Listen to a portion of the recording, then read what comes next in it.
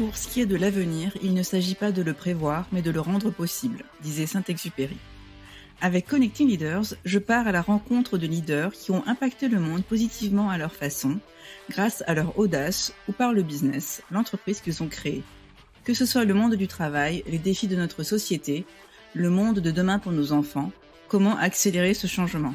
Bonjour, je suis Simonie Devec. Mon expérience en tant que business partner finance et RH, aux côtés de dirigeants, de leaders, en environnement tech, start-up, multiculturel, mais aussi mon engagement au sein du board de l'ONG internationale Passerelle Numérique, et enfin ma passion pour les sujets autour de l'impact, de l'entrepreneuriat, du leadership et de l'éducation, m'ont permis de voir à quel point le leadership, c'est avant tout de l'action, de l'ambition, mais surtout des relations, des connexions humaines, socle de tout. Mon objectif est de partager le parcours passionnant de mes invités, leur état d'esprit, les racines de leur engagement qui les portent, mais aussi de leur envie de transmettre, d'entrepreneuriat, de challenge et de succès, le tout afin d'apporter un regard éclairé sur notre société et permettre à d'autres aussi de passer à l'action. Belle écoute! Bonjour, aujourd'hui je reçois Rachel Vanier, autrice et cofondatrice du studio de danse Dance Floor Paris. Rachel a toujours eu cette passion de l'écriture et c'est à son retour d'une année au Cambodge qu'elle publie son premier livre, Hôtel International. S'en suivront d'autres livres en lien avec l'écosystème startup. En effet, Rachel va évoluer aussi dans l'écosystème startup en intégrant des beaux projets dès leur début.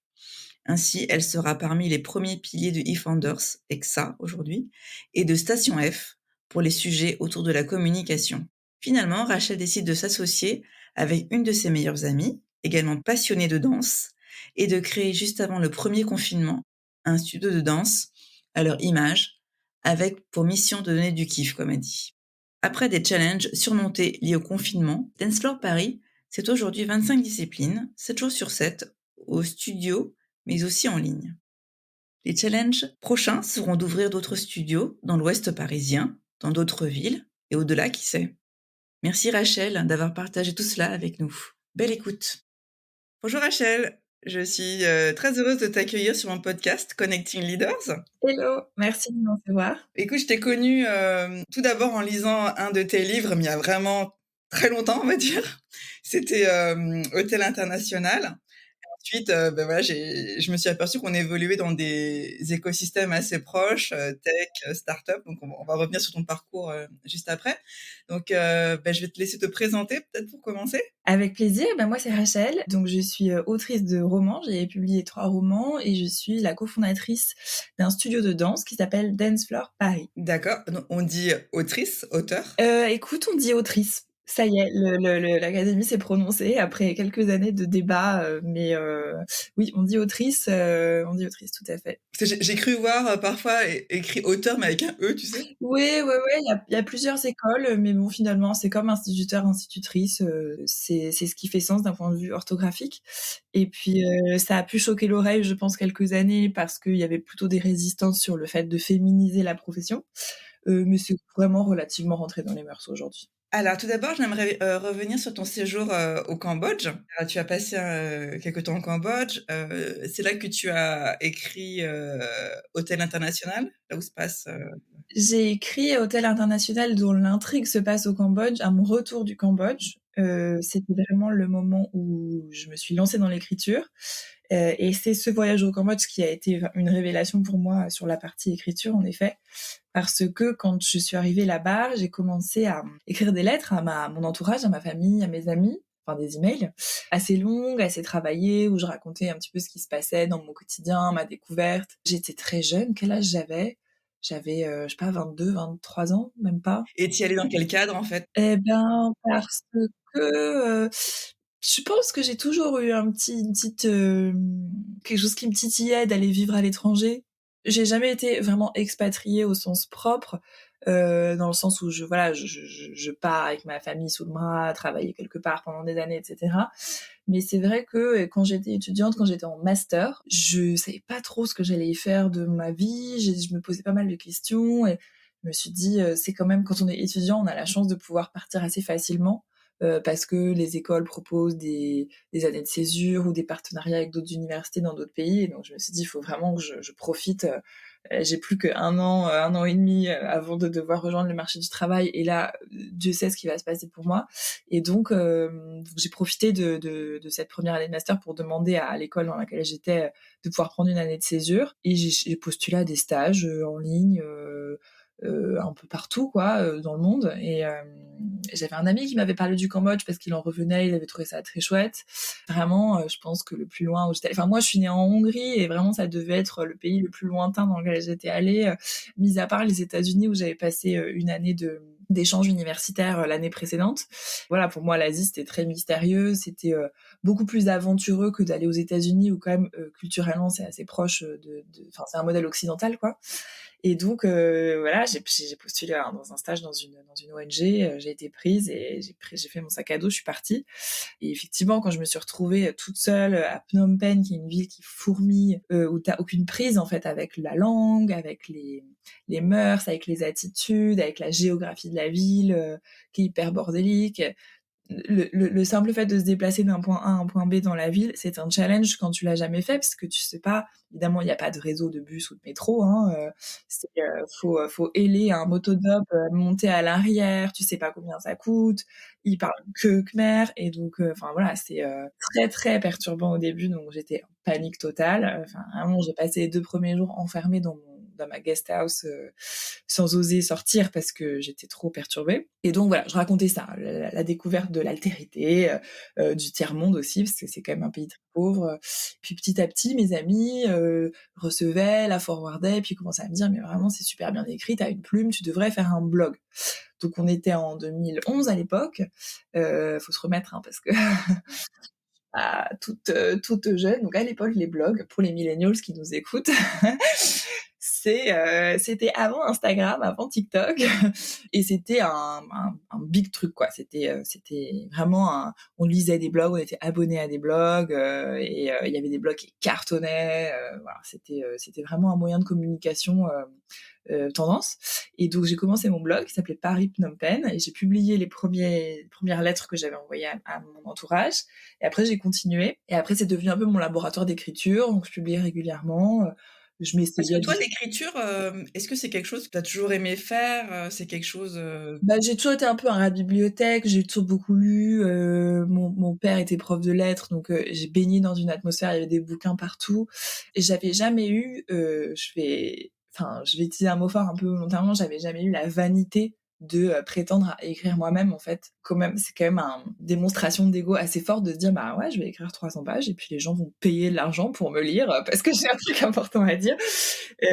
Et donc, je pense que par espèce de syndrome de l'imposteur et tout, pendant longtemps, j'ai même pas envisagé une seule seconde. C'est vraiment ce petit déclencheur d'écrire des mails puis de faire un blog qui m'ont petit à petit familiarisé avec la possibilité de l'écriture. Et le blog surtout a eu du succès en fait. C'est-à-dire qu'au début c'était ma mère et 3 potes qui le lisaient. Voilà. Et puis au bout d'un moment, ça a grossi, ça a grossi. J'ai des articles qui ont buzzé vraiment. Je me rappelle plus des chiffres, mais à l'époque c'était des trucs incroyables quoi. lesquelles? C'est sur quelle thématique, tu t'en souviens? Et ben c'était toujours, en fait, j'avais développé du coup ce discours sur l'expatriation, la découverte de l'altérité et le fait d'être un blanc qui vit au tiers monde avec un regard très humoristique. C'est-à-dire que évidemment, bah, c'est très triste d'être confronté à des gens qui crèvent la faim dans la rue tous les jours, mais je voulais pas que ce soit larmoyant en fait. Donc j'ai forcé le trait du côté la petite parisienne qui se retrouve au tiers monde et comme ça je pouvais dire des vérités sans que ça fasse vraiment sortez les violons et tout, et ça a beaucoup plu et j'ai beaucoup de gens qui me disaient ah mais oui moi aussi quand j'ai voyagé j'ai vu ça et je savais pas comment me comporter et tout, et voilà, ça a fait écho en fait à beaucoup de réflexions que nous les occidentaux on se posait quand on se pose quand on se retrouve dans des pays dont les cultures nous sont différentes ou étrangères. Et voilà, c'était ça un peu l'angle éditorial. Après, j'ai testé plein d'autres trucs.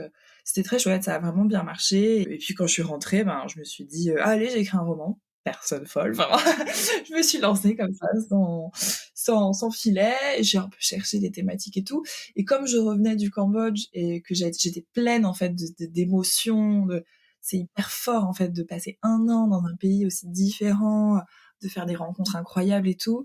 Je me suis dit, bon, je vais utiliser cette expérience-là et j'avais envie d'aborder un thème qui m'était important avec mon histoire personnelle, c'était le deuil.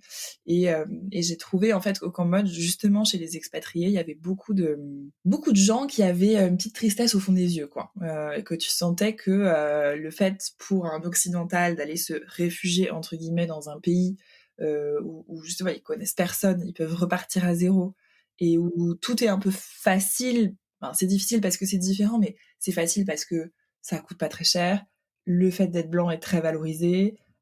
Faire du business, c'est plus simple parce que c'est des pays avec des croissances incroyables. Et puis, ben, quand on est blanc et qu'on a un peu de moyens, ben, c'est beaucoup plus facile de se lancer.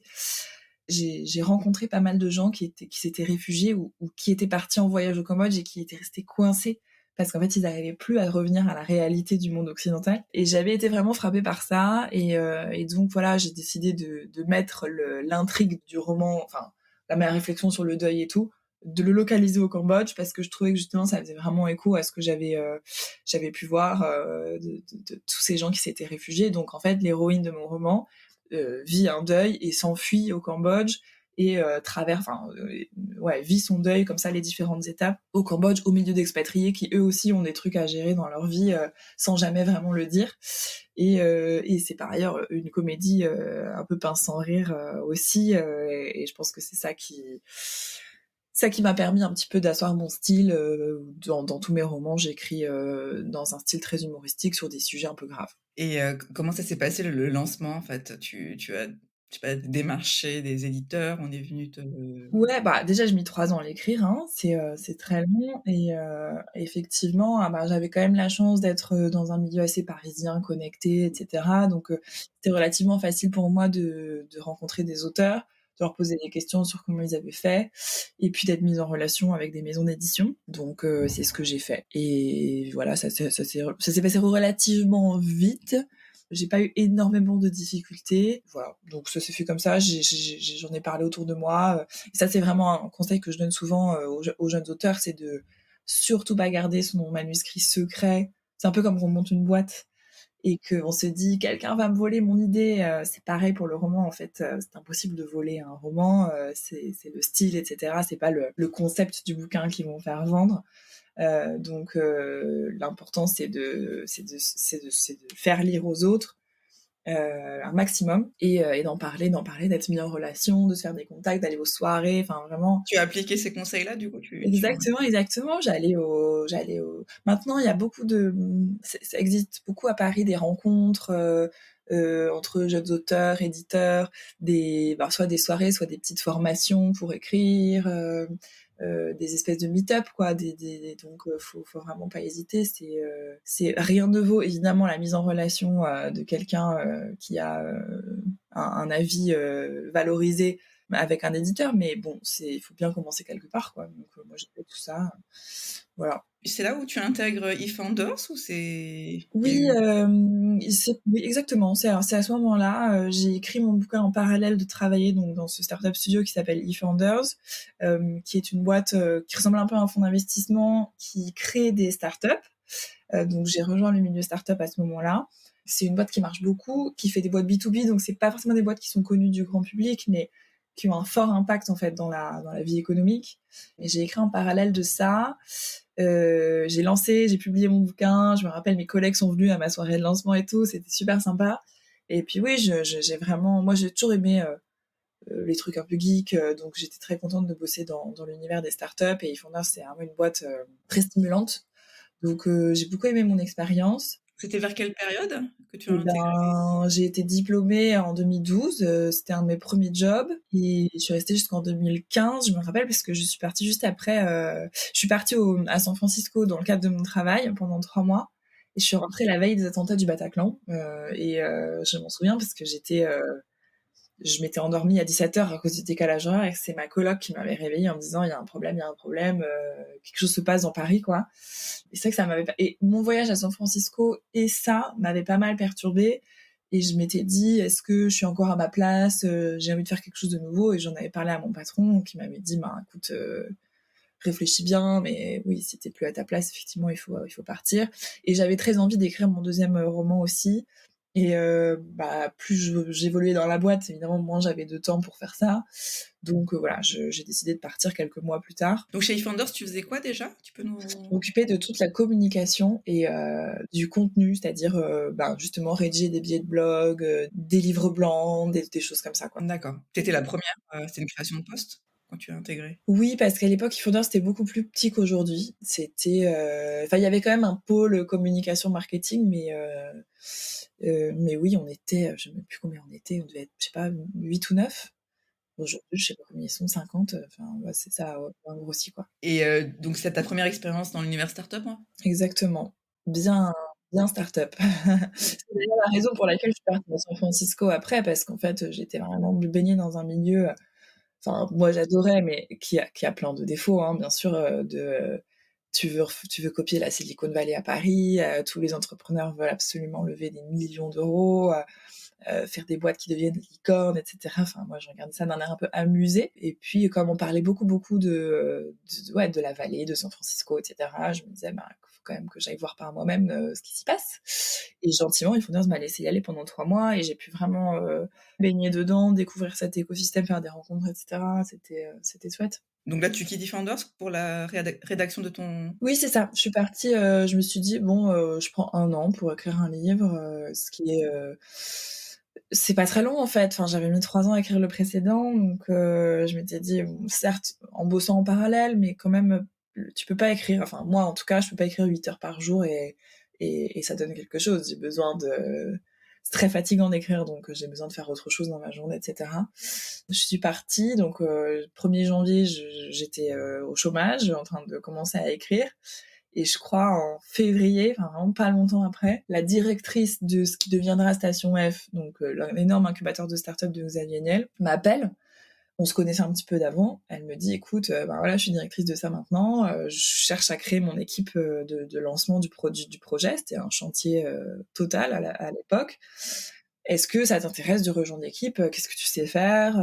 Moi, je cherche un peu en événementiel, en communication et sur d'autres postes un peu clés. Et je lui dis, évidemment, bien sûr, c'est vraiment le plus énorme projet qu'il y avait dans l'univers startup en Europe, en fait, de ces 10 dernières années, et peut-être des 10 prochaines. Donc, j'étais complètement bluffée qu'elle me propose ça, mais je venais de partir pour écrire mon bouquin, j'avais écrit, je sais pas, 15 pages, enfin vraiment ça faisait 1 mois, donc je lui dis ok, est-ce que tu peux me laisser jusqu'au mois de mai? Et en fait ça correspondait avec elle aussi, ce qu'elle avait, le temps qu'elle avait besoin pour recruter les autres, et donc je me suis speedée. Pour le coup, là j'ai écrit 8 heures par jour comme une malade pour essayer d'avancer au maximum sur mon deuxième roman. Donc je l'ai écrit vraiment en 5-6 mois.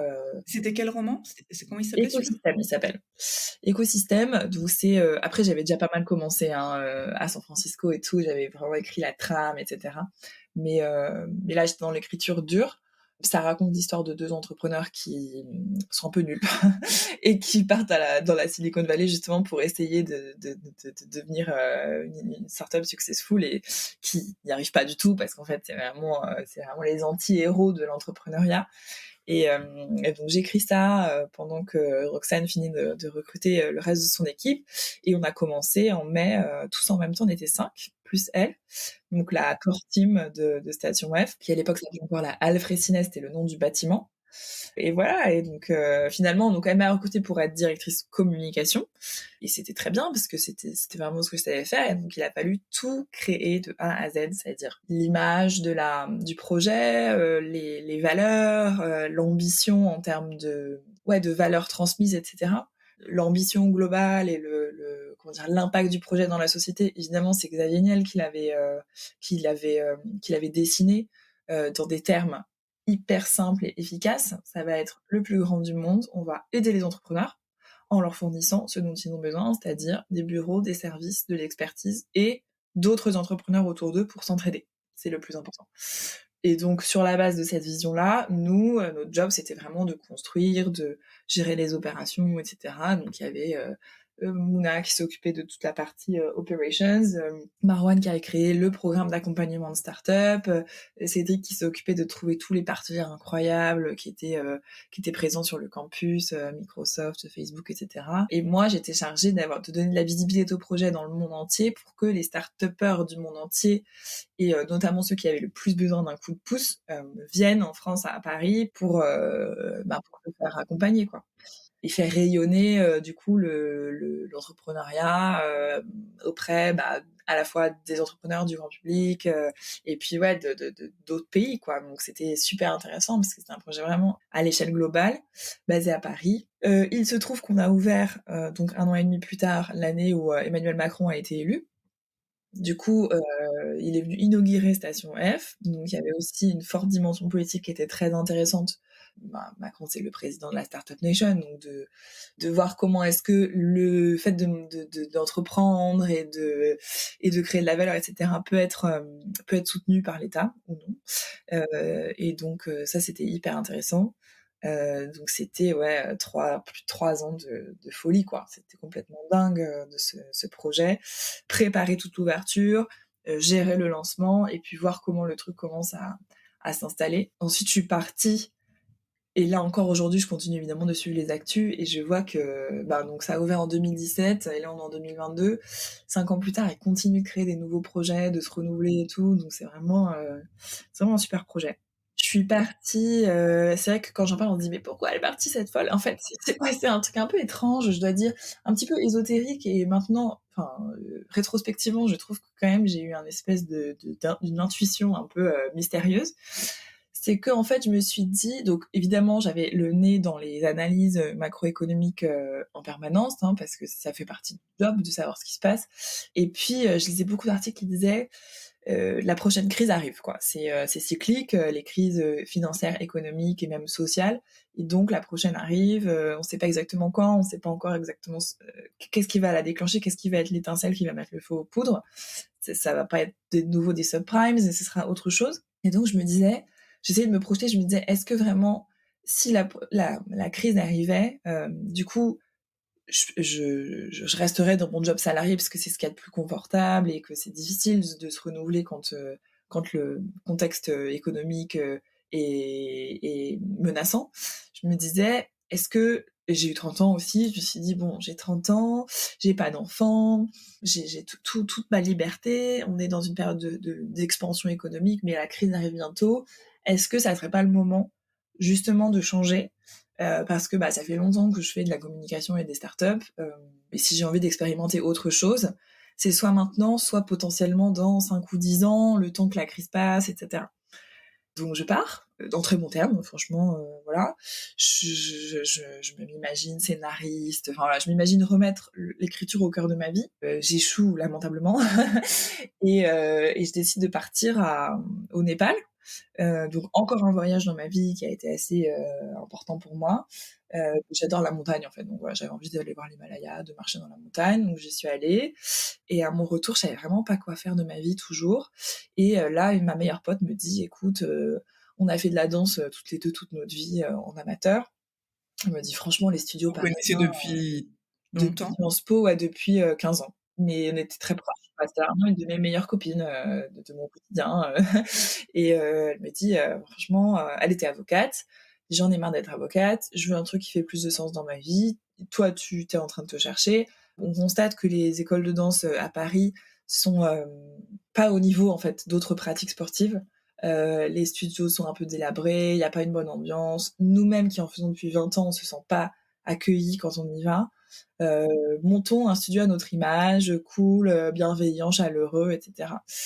Et là, c'était vraiment un moment de eureka. Je me suis dit, ah, mais grave, enfin, c'est exactement ce qu'on va faire. Donc, on a fait un business plan, etc. On a vérifié que ça allait marcher, que ça tenait la route économiquement. Et puis, on s'est lancé. Et pour ouvrir le studio, donc c'est quand même c'est un business qui est extrêmement traditionnel, hein, c'est vraiment un commerce, une PME, quoi, tout ce qui est plus classico-classique, mais pour ouvrir un studio de danse, ça demande beaucoup, beaucoup de place, donc il faut beaucoup de moyens pour trouver le local et faire des travaux. Donc on fait une levée de fonds et on fait la levée en janvier 2020 et en mars, c'est le confinement. Alors la levée de fonds, vous la faites auprès de particuliers, De enfin, business angel. Donc en fait, toute ma réflexion sur va y avoir une crise et cetera, ben, finalement, elle s'est vérifiée, quoi. Heureusement, j'avais eu le temps quand même dans cette année et demie de réflexion de justement de faire ma petite life, de commencer à écrire le prochain livre, ouais, de trouver un projet qui me boostait, à fond parce que c'était, ma passion quoi, la danse. Donc j'ai repensé en fait à toutes ces réflexions que j'avais eues quand j'étais partie de Station F et le chemin traversé. Je me suis dit c'est marrant en fait. J'ai eu une espèce d'illumination quoi. Et donc en mars c'est le confinement. On avait plein d'argent sur le compte en banque.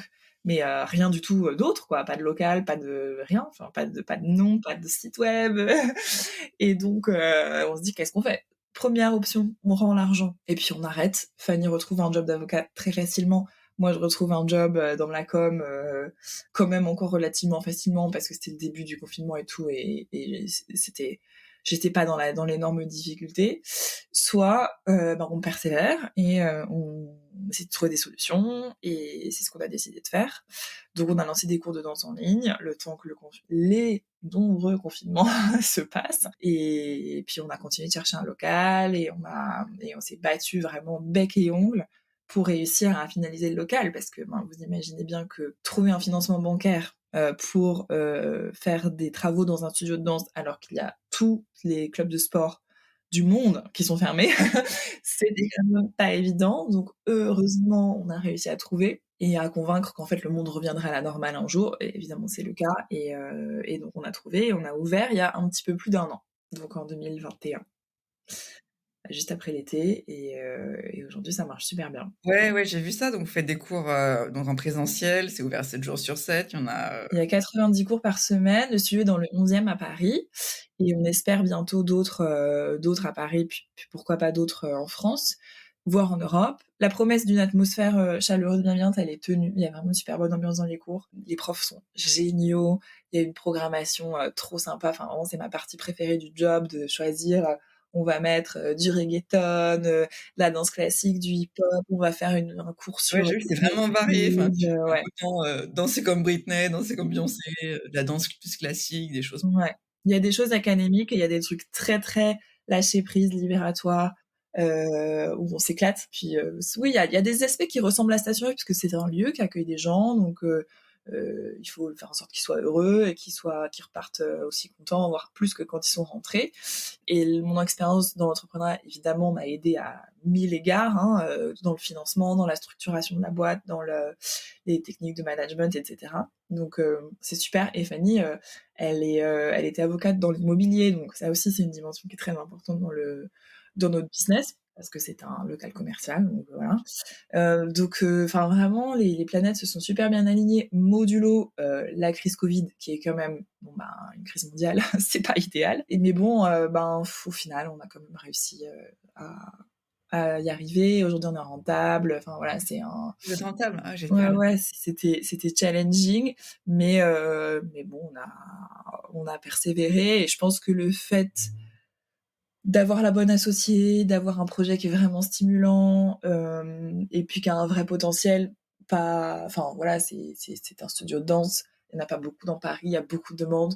Toutes les bonnes infrastructures étaient là, et ça nous a permis de traverser la crise correctement, et fort heureusement nos entourages aussi ont été vraiment bien présents pour nous soutenir. Et donc, quelles sont les prochaines étapes, les prochains projets, peut-être une expansion dans d'autres. Ouais, exactement. Bah oui, oui, ça y est, maintenant en fait, il faut rentabiliser le premier, donc ça y est. Après, l'idée, c'est d'en développer d'autres.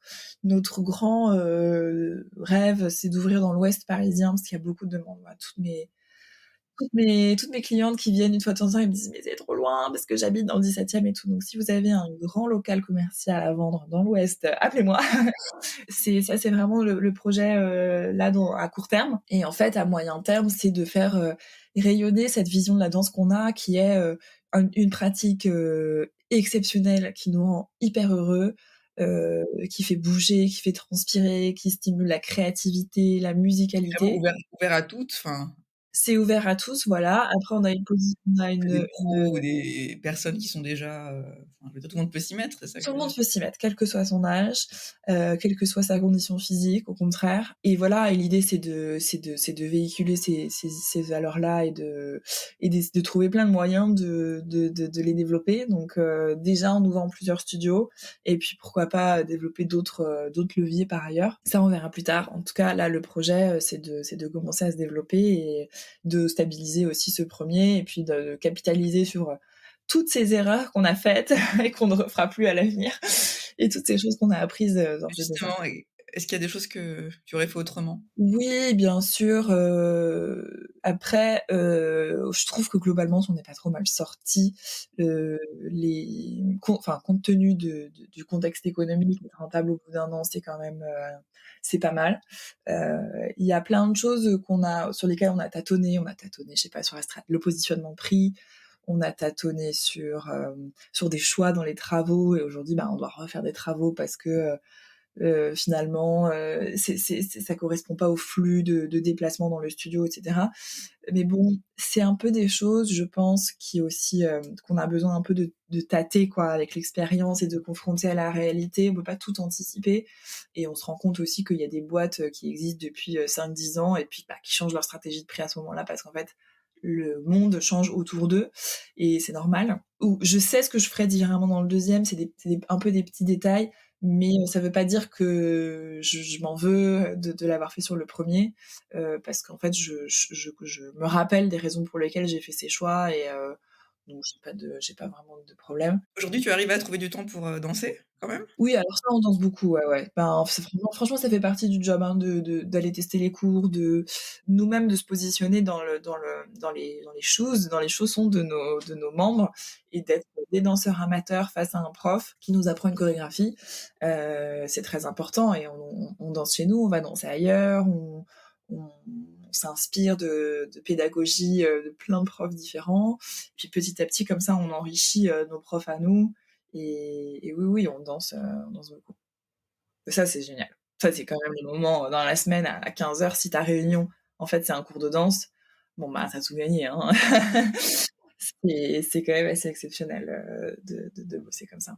J'aime bien demander à mes invités, quels sont leurs drivers? Qu'est-ce qui te fait lever le matin, Rachel? Bah, c'est vrai que moi, j'ai toujours eu un gros besoin d'hyperactivité, et je m'ennuie très, très vite. Pour ça que j'ai toujours eu un job hyper prenant, plus l'écriture de romans, plus plein de potes et tout. Et là, c'est vrai que Dance Floor, bon, ça fait du coup combien de temps qu'on bosse dessus? Depuis fin 2019. Chaque matin, c'est l'ouragan de surprises et de nouveautés et d'apprentissage. Ça me fait beaucoup de bien. Et c'est vrai que le fond de ma boîte, c'est procurer du kiff aux gens via la danse, qui est une pratique artistique et sportive qui me passionne depuis ma plus tendre enfance. Donc, je dois dire que c'est génial, quoi. Je pourrais être hyper intéressée si je vendais des tournevis, mais bon, il se trouve que c'est un projet qui est adossé à ma passion, donc c'est vrai que c'est ultra stimulant, quoi. Et maintenant, bah, j'ai ma boîte, j'essaye péniblement d'écrire un bouquin, j'ai un enfant en bas âge, donc on peut dire que je m'ennuie pas, ça, y a pas de souci. Et donc c'est là-dessus, c'est vrai que ça, c'est hyper stimulant, et j'aime beaucoup les gens avec qui je travaille. C'était aussi le cas chez Station F, c'était aussi le cas chez eFounders. Là, c'est différent parce que c'est moi la patronne, donc tout change dans ses rapports humains avec son entourage. Mis à part mon associé, tout le monde est mon employé, donc c'est difficile de trouver son mode de fonctionnement. Moi, j'aime pas trop être amie proche avec mes employés. Je pense qu'il faut vraiment maintenir une distance professionnelle parce que c'est plus sain. Mais du coup, bah ouais, j'ai plus de boss à qui me plaindre le matin. Enfin, j'ai plus de personne peut me dire qu'est-ce que je vais faire dans ma journée, c'est quoi ma to-do. C'est ma responsabilité de faire tourner la De la boîte. créer, voilà, de la Ouais, remplir et de la exactement. Mais je m'entends super bien avec mon associé qui est resté mon ami, donc ça c'est top. ouais, j'allais te demander justement voilà, être associé avec, une, Ouais, pour nous ça une marche. super amie, voilà, Je ça vous avez trouvé votre mode de Ouais, fonctionnement. je sais que beaucoup de gens se disent: «Mais vous êtes folle et tout». Et pourtant, je peux te dire qu'on a traversé déjà, je pense, les plus grosses épreuves qu'on aura traversées dans la boîte dès le début, parce qu'en fait, jour 1, on s'est retrouvé avec quand même une crise mondiale. Donc, je sais pas s'il y a beaucoup d'entrepreneurs qui peuvent raconter cette même histoire. Nous, vraiment, c'est donc à la fois d'un point de vue de choix de vie, financièrement, etc. Dès le début, c'était quand même la panique totale. Et c'est le lot de l'entrepreneuriat, hein, j'en suis consciente, mais quand même dans des proportions assez importantes dans notre cas. Et après, on a eu des galères de chantier, ça c'est classique. Il se trouve que elle et moi, on a eu un bébé la même année, l'année d'ouverture. Et donc, en fait, on a eu à gérer avec un nouveau-né dans le bras, en postpartum horrible, le bouclage du chantier, l'ouverture du studio, etc. Donc, tu imagines, dans un état de fatigue, c'est même pas possible de se figurer, quoi. On s'est bien sûr engueulé 1000 fois, mais il n'y a jamais eu de mauvaise intention et on a toujours réussi à retrouver le chemin. Et aujourd'hui, on part toujours en vacances, en week-end ensemble. Ah oui, en plus, d'accord. Oui, Génial. oui, oui, on est toujours très copines. C'est une belle histoire. C'est une belle histoire. J'ai pas de stratégie particulière. Je pense que ça tient vraiment à nos personnalités. On est toutes les deux très Aligné, j'entends. Oui, bah déjà, bon, ça, non, franchement, il y a des fois, on n'est pas d'accord sur certains trucs stratégiques et Vous arrivez peut-être aussi à vous, à l'expliquer et pas avoir de ouais, c'est ça, à ressentiment. écouter l'autre, à mettre de l'eau dans son vin. Et ça, c'est des personnalités. Et quand on est hyper buté et puis agressif dans ses manières de défendre ses arguments, je pense que c'est hyper difficile. Alors que elle comme moi, on a des certitudes sur certaines choses, mais on est ouverte sur le reste. Et ça, on l'a vérifié vraiment en amont du projet. On s'est fait vraiment une espèce de mini thérapie de couple au début, en se disant bah, tu te vois où dans 10 ans, c'est quoi les trucs importants pour toi. Par exemple, elle m'a dit dès le début, je veux avoir du temps pour ma famille. Donc en fait, dès qu'elle prend son après-midi pour aller s'occuper de ses enfants, même si on a plein de boulot, je peux pas lui dire ah non, on a plein de boulot, t'es chiante, etc. En fait, c'était le deal de base, même si ça me saoule parce que j'aimerais bien qu'elle m'aide et tout, parce que j'ai trop de boulot ce jour-là. En fait, ça faisait partie du deal, donc voilà, il n'y a pas de problème. Par ailleurs, je comprends qu'on a envie de s'occuper de sa famille, parce que moi aussi, je passe plein de temps maintenant avec ma famille, donc en l'occurrence, ça me saoule même pas, mais tu vois ce que je veux dire. Dès lors que tu mets en place des deals à la base... Tu veux pas lui reprocher après ou voilà. Ouais, voilà, l'accord de c'est-à-dire base, qu'on quoi. avait toutes les deux les infos. Moi, je lui ai dit, moi, je me fais chier en 30 secondes, donc il faut absolument que j'ai tout le temps de la stimulation, etc. Donc elle m'a dit OK. Et puis, bah, évidemment, c'est déjà arrivé dans la boîte, et donc elle a dit OK, bah, prends ce sujet-là, fais ça, comment on peut faire pour que tu te sentes mieux, etc. Et voilà, et plein de choses comme ça sur le développement du projet. Après, quand on a fait cette petite thérapie de couple, évidemment, c'était encore une fois le plein emploi, la croissance, etc. Ensuite, il y a eu le Covid. Ça a évidemment changé tout dans notre boîte, mais bon, au final, Les bases étaient là, hein. les bases étaient là. Bah, merci beaucoup Rachel. Mais je t'en prie, Je merci te à souhaite, toi. plein de bonnes choses pour, Dance Floor Paris. Je mettrai Merci. tous les liens de tes livres également. Ah bah merci, c'est gentil. Et bah, on te retrouve, ton compte perso également, celui de Dance Floor sur Instagram. Yes, tout à Ouais, fait. c'est là où tu postes, enfin, je sais pas si c'est toi ou quelqu'un d'autre qui poste. C'est pas moi, mais le compte de Nesflore publie une vidéo de danse trop belle par jour, donc c'est super sympa à regarder. Et puis c'est souvent moi qui réponds aux messages privés, donc c'est pas, faut pas hésiter. Mon compte perso, il est en privé, il est pas accessible, mais je suis aussi sur Twitter si vous avez des questions. Et puis ouais, sinon sur l'Instagram de Nesflore avec plaisir. Et super. Merci Rachel. Merci à toi. Merci d'avoir écouté cet épisode de Connecting Leaders. Si vous avez aimé cet épisode, vous pouvez soutenir le podcast en vous abonnant sur votre plateforme d'écoute ou en le partageant autour de vous ou encore en laissant un commentaire sur Apple Podcasts. Merci et à très vite.